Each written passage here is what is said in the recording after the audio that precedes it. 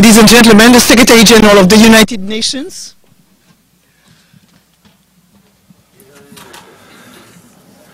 Good morning, ladies and gentlemen.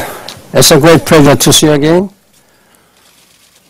This is a sad day and very difficult day for the United Nations.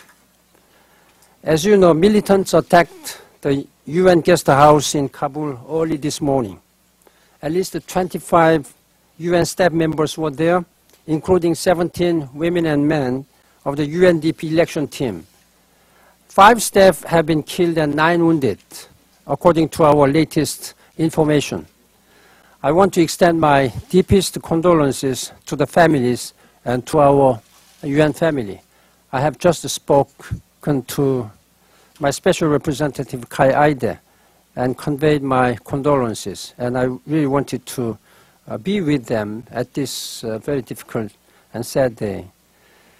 The UN team in Afghanistan has lost colleagues and friends. The world has lost women and men committed to the values of peace, dignity, and respect for all. I condemn this shocking and shameless act and the terrorists who committed this crime. It is unjustifiable by any standard. If anything, this incident should remind us how tough our job is. Our people work often selflessly in the most dangerous places in the world. Those who gave their lives today came to Afghanistan armed not with guns or bullets. They came with a more powerful weapon, hope. Hope for a better day for Afghanistan and the commitment to help its people build a better world and better future. We will not be deterred from this noble mission. We stand by the people of Afghanistan today, and we will do so tomorrow. We will, of course, review our security procedures, as we do regularly for the Afghanistan mission as a whole. We will take all necessary measures to protect our staff. We have also witnessed an appalling bomb attack in Peshawar today. More than 80 people have died, according to our reports. I want to express my outrage at the loss of so many innocent lives. Before taking your questions, there are some other issues I'd like to raise. First, climate change. We have only 5 weeks before the UN conference in Copenhagen on climate change. There is a long way to go still. I have been working closely with the Danish Prime Minister, who is in turn engaged intensively with other governments on the substance and form of an agreement that may emerge. All countries must commit to limit emissions. Developed countries must adopt ambitious midterm targets. At the same time, developing countries must also limit the growth of their emissions, moving away from a business-as-usual trajectory. Let me also touch on a few other matters in the news. In Iraq, we saw a bomb attack earlier this week in which hundreds were killed and wounded. And elsewhere, these acts of violence target the innocent and aim to disrupt the country's fragile democracy. In response to a request from the government of Iraq, I will send Assistant Secretary General Oscar Fernandez Taranco to Iraq for parliamentary consultations related to Iraq's security and sovereignty. We have also seen disturbances at the Haram al-Sharif Temple Mount compound. Events in Jerusalem can undermine trust throughout the region, and I call upon all to avoid provocative acts. We should see this as a reminder that in the absence of progress in direct Palestinian-Israeli negotiations, political tensions in the Middle East will only grow.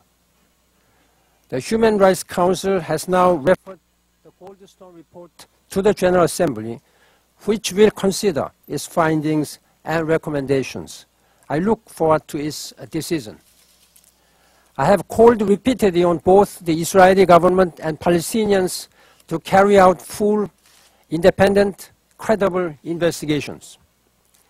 Meanwhile, 10 months after hostilities ended in Gaza, we see no progress on reconstruction or the reopening of borders. At the donors conference in Egypt, we raised $4.5 billion in financial assistance. Little, if any, of that money has been delivered. Families have not been able to rebuild their homes. Clinics and schools are still in ruins. I urge Israel to accept the UN reconstruction proposals as set forth, recognizing that the only true guarantee of peace is people's well-being and security.